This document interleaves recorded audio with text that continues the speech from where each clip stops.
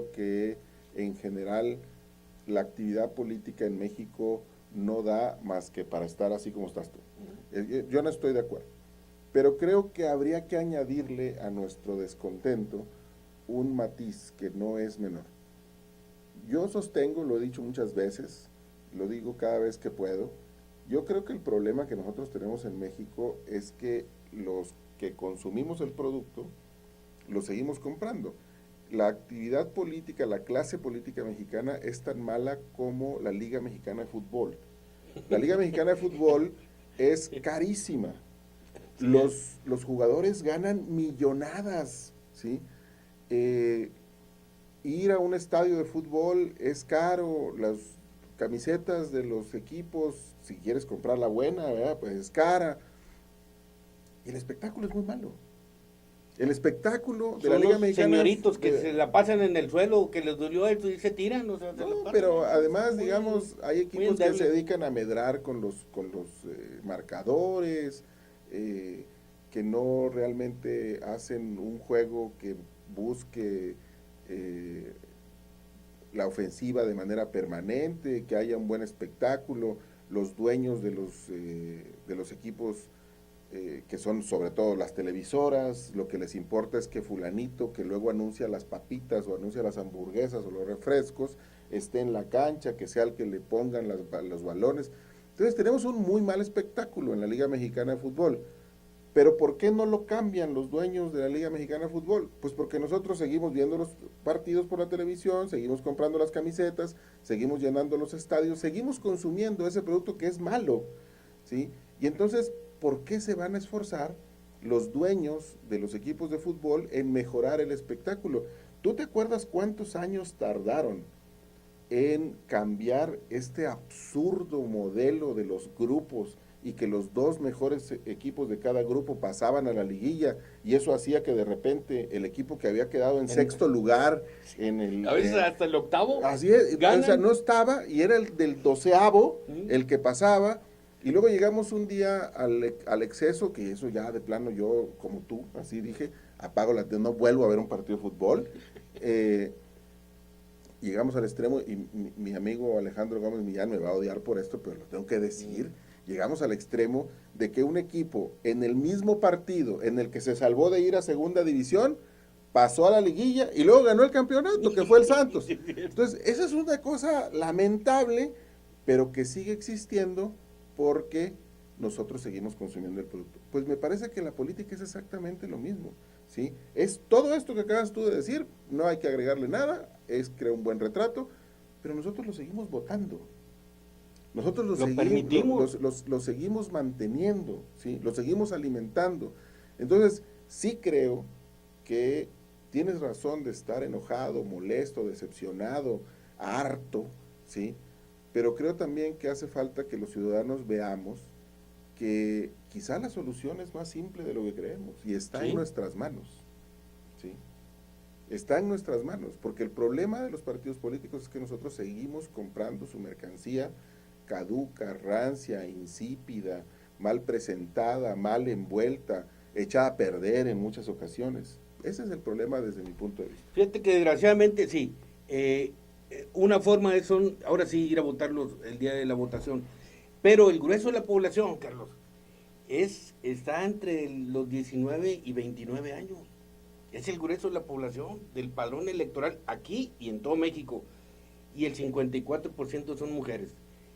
Y desgraciadamente es la clase media, es la que decide las elecciones. Clase media son chavos y jóvenes estudiantes o recién egresados que tienen posibilidad de estudiar, que tienen empleo, son comerciantes. Hay manera, ellos tienen sus propios recursos. No necesitan, dicen, yo no necesito al gobierno. Y para lo que hace el gobierno, váyanse mucho a la fregada y no voto.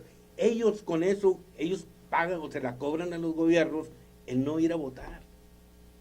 Y están totalmente equivocados. Esa no es la solución. Sí, Es al reverso, ¿no? Y cuando esos chavos y chavas de la clase media, baja, media alta, que tienen recursos, ciertos recursos, forma de hacerse bien su vida, hagan lo que pase, lo que aquí el Bronco aquí en Nuevo León.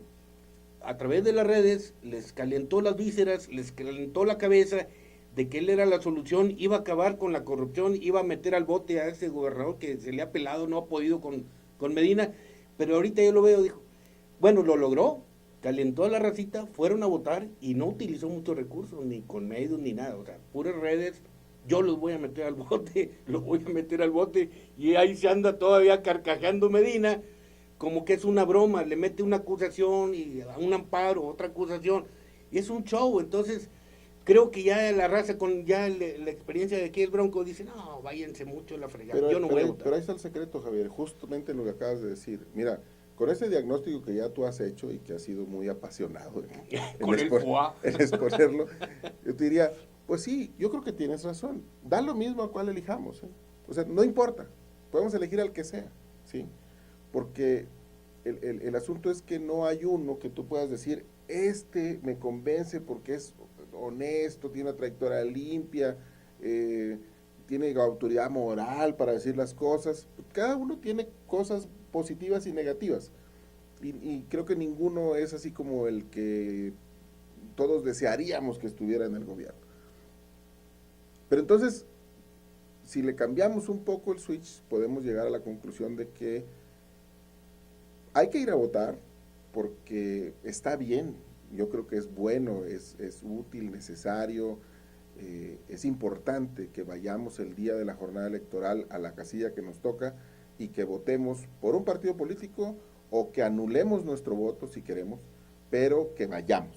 Es decir, que no dejemos que nuestra boleta se tire a la basura. Pero después de eso creo que es cuando viene lo importante. Y allí es donde está para mi gusto el secreto de este sucedáneo de la Liga Mexicana de Fútbol con mal espectáculo que tenemos en nuestra clase política. Los políticos mexicanos han sido muy eficaces en vendernos la idea de que la democracia se acaba votando. Y entonces todo el mundo se vuelca y nos han vendido muy bien la idea de que si elegimos a solo así se van a resolver los problemas o no va a descomponerse el ambiente. O que si no escogemos a B, entonces esto va a ser un desastre y no va a haber posibilidad alguna de que podamos avanzar.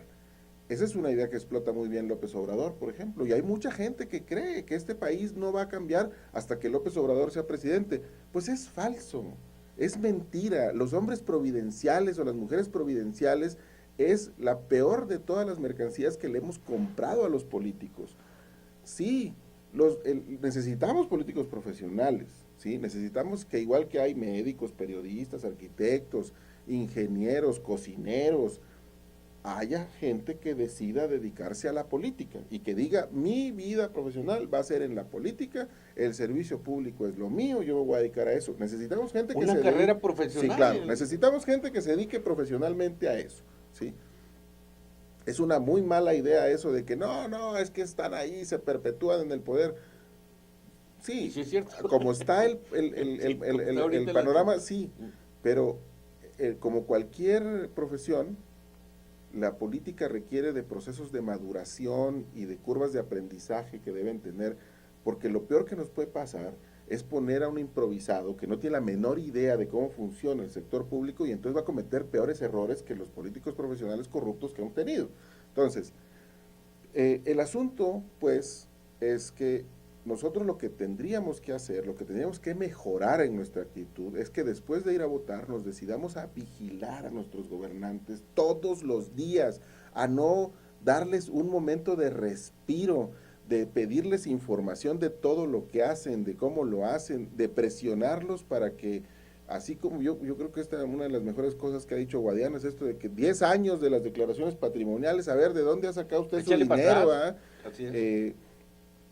Este asunto que dijo Maritelma de la revocación de mandato cada 2 años, es decir, que nosotros estemos encima de los gobernantes, no para pedirles que nos den dádivas o que nos regalen cosas como si fueran los grandes señores feudales que nos hacen un favor. Así es. Sí. No, que cumplan con su trabajo, pero es que esa es la parte que no existe hoy en nuestra cultura. Y por eso es que cada elección se refuerza el círculo vicioso en el cual elegimos al menos malo de entre las opciones que se nos presentan, y ese menos malo perpetúa las tradiciones del poder. ¿Por qué? ¿Cómo es posible que en un país donde hace ya eh, como 15 años que se expidió la primera ley de transparencia, pues todavía sigamos viviendo en la opacidad? Todavía haya funcionarios públicos que se las arreglen para no informarle a los ciudadanos de lo que deben saber. ¿Cómo es posible que a pesar de que tenemos más de 15 años viviendo en la cultura de la transparencia, al menos en teoría, pues todos los ciudadanos sigan viendo cómo fulanito de tal ingresa a un puesto público y entonces resulta que le salen empresas, compra mansiones, trae coches de lujo, pero no pasa nada? La impunidad, como diría López Obrador en su primera campaña, a la impunidad no le han quitado ni una pluma, ¿no? Fíjate que se han creado el ICAI, el IFAE, el INE, el IEC, pues los congresos son oficinas que no proponen, no tienen, pobre aquel que tenga una iniciativa en el Congreso, sí, personal, porque le cortan la cabeza o lo congelan, lo aíslan. Entonces, igual, el ICAI son oficinas también de dependencias gubernamentales, de otros gobiernos, de un poder, y así estamos jugando, es una simulación de gobierno. Está bien, canijo. Pero que nosotros la permitimos, Sí, pues o ese es sea, el problema, y ahí es donde desgraciadamente, así está yo pasando. en eso insisto. O sea, los ciudadanos tienen el poder de cambiar esta realidad, pero no la vamos a cambiar mientras nuestra posición siga siendo la que ha sido hasta ahora en buena medida, de que nosotros estamos en contra de la corrupción, pero nomás mientras no somos parte de ella, porque en cuanto tenemos oportunidad de ser parte de ella, Cambian las cosas. ya nos parece que no está tan mal Así es. que haya el diezmo en las obras públicas, ¿no? O que yo pueda meter a mi esposa, a mis hijos, a mis hermanos, a mi Se acaba mamá, la corrupción. a la nómina, ¿no? Pues ya no se ve tan mal, ¿no? Parece que, pues, ¿por qué no? Tengo derecho, tienen derecho, ¿sí? Por eso yo creo que el Sistema Nacional Anticorrupción pudiera hacer eso, ¿no? Realmente los que estén ahí Pero solo sean si nosotros, a toda prueba. pero solo si nosotros lo adoptamos, Javier. Porque si Sí. nosotros no lo adoptamos, si nosotros estamos encima de los funcionarios públicos todos los días, si no nos ocupamos de dejarle claro a los políticos que si se meten a políticos y quieren dedicarse a políticos, lo van a tener que hacer con honestidad, porque si no los vamos a correr, los vamos a meter a la cárcel. Mientras eso no pase, las cosas van a seguir igual. Mira, seguimos viendo ejemplos cercanos, ¿sí? Aquí mismo en Coahuila, no traigo ahorita en la cabeza realmente las estadísticas o los